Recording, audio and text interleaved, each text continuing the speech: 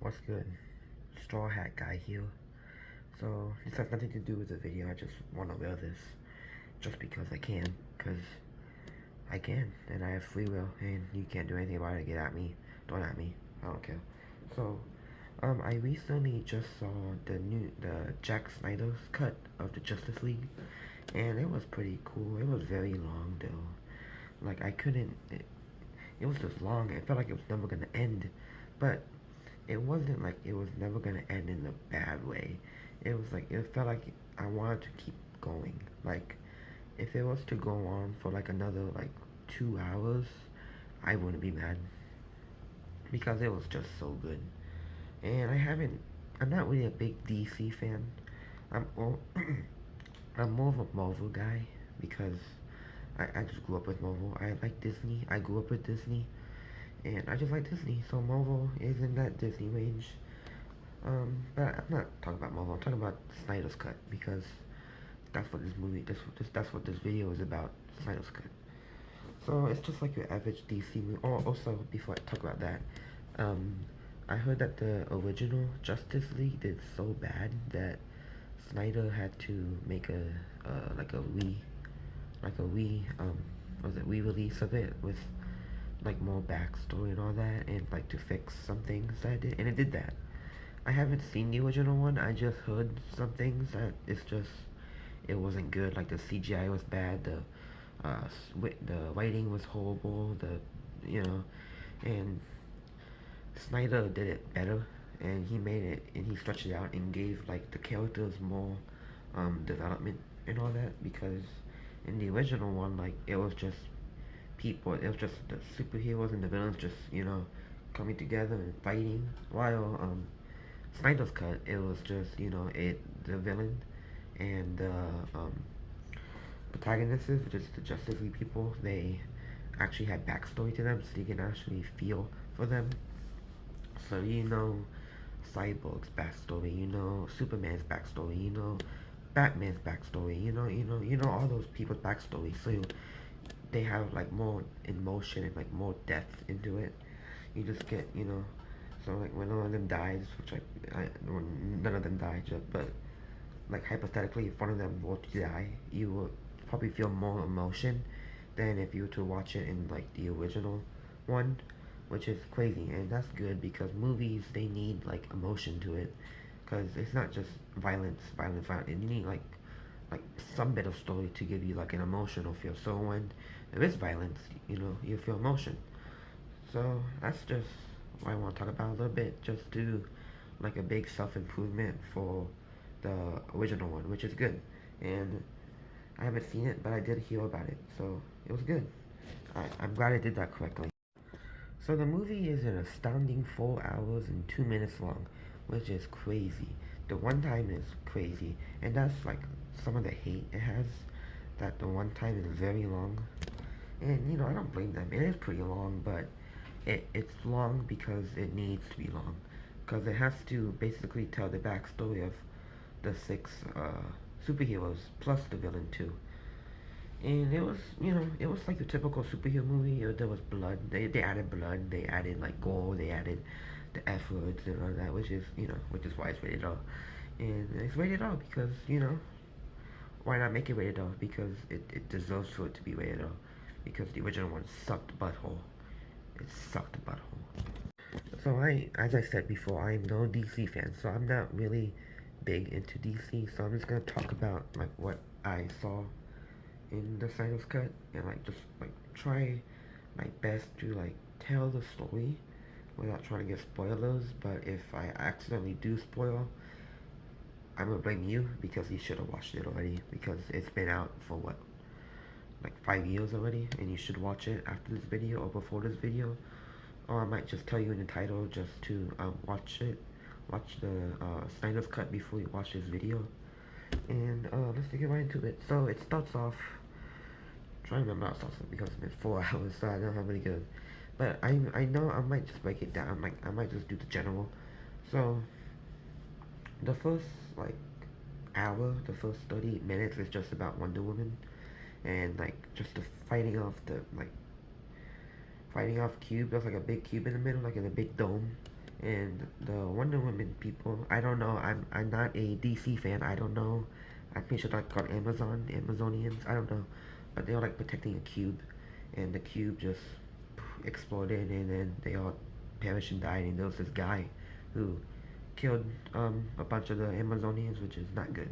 But then it cuts to Wonder Woman, who just saves people, from a bomb, like a big wobbly, which is good.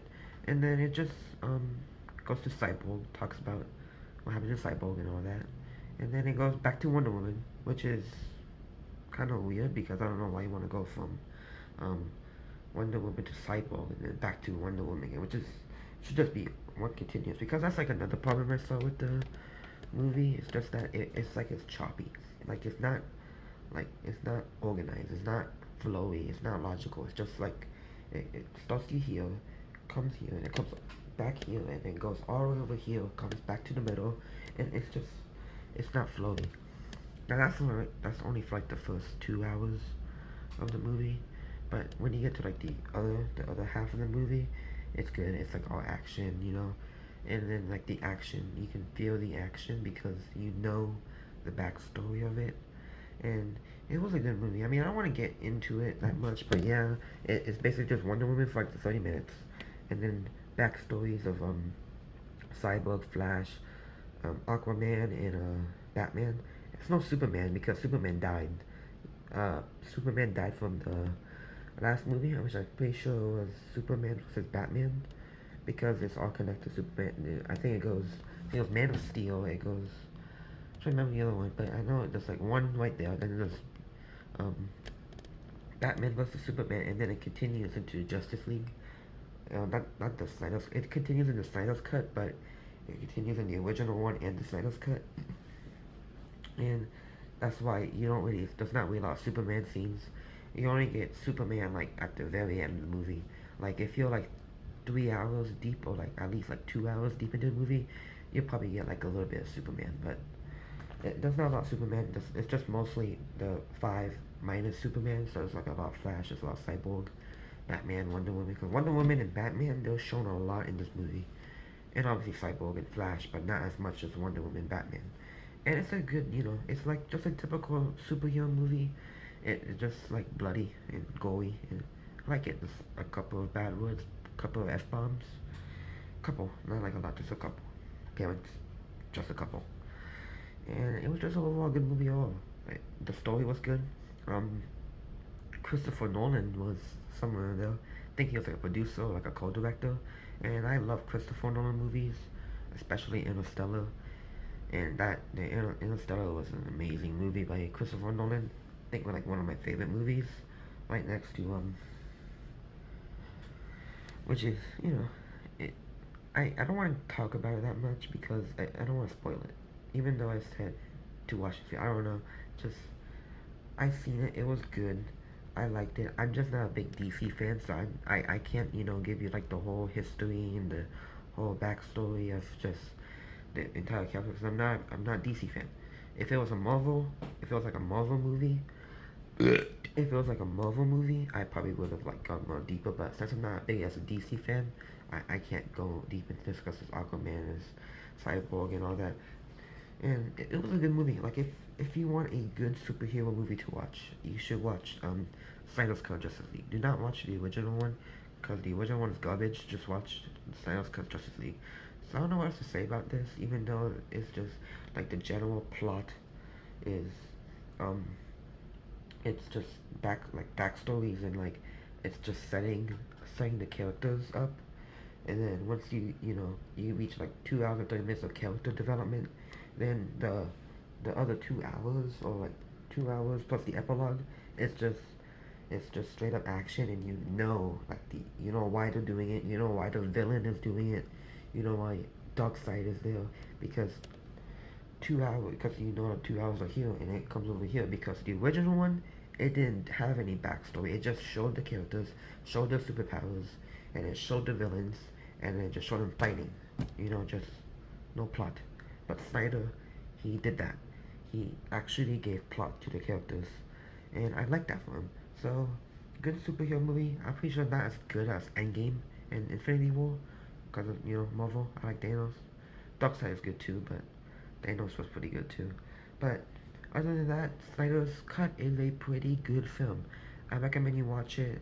If I have to rate this movie out of 10, I'll probably give it like an 8 or like a even like an 8.5, which is pretty good for a movie. So, just want to talk about it because I just saw it, and my only complaint is that it's like a little bit like I don't know how to put it, like a little bit unorganized.